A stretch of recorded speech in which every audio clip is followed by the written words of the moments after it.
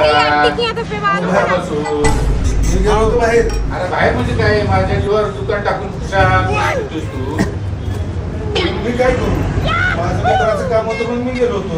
हो पण इथं माझी काय अवस्था होती सकाळपासून उभा राहिला माणूस नाही काय. अहो पण मी काय इथं येऊन काय करू, काम करायची काम पडा मला काम नको आहे.